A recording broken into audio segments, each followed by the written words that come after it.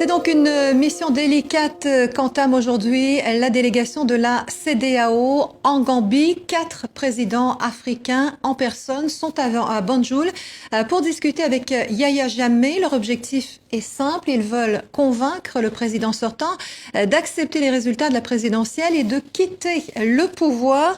Vous suivez ces discussions depuis Dakar. Mathieu Milcan, bonsoir.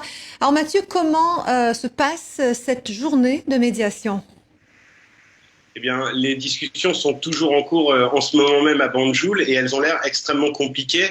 La délégation de la CEDEAO, conduite par Ellen Johnson Sirleaf, la présidente du Libéria, est arrivée en fin de matinée aujourd'hui et ils ont presque immédiatement rencontré Yahya Jammeh. 1 heure d'entretien à huis clos dont il n'est presque rien sorti, sauf quelques mots du président nigérian, Muhammadu Buhari, qui est véritablement le poids lourd de cette délégation de 4 chefs d'État ouest-africains. Il a assuré avoir trouvé auprès de Yahya Jammeh une oreille attentive. La délégation de la CEDEAO a ensuite rencontré Adama Barrow, le président élu donc, et à la sortie, celui-ci se disait confiant, mais relevait ce qu'il a qualifié de blocage. Et enfin, en début de soirée, Ellen Sirleaf a repris à nouveau le chemin du palais présidentiel pour rencontrer Yahya Jammeh.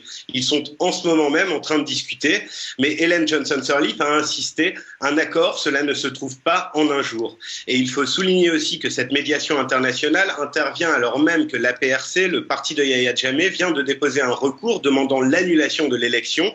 Et ce matin, très tôt, la commission électorale indépendante a été fermée par des militaires.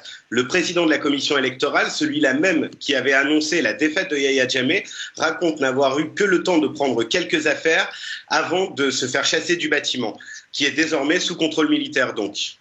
Merci Mathieu Milcan pour ces informations donc depuis Dakar où vous suivez ces discussions.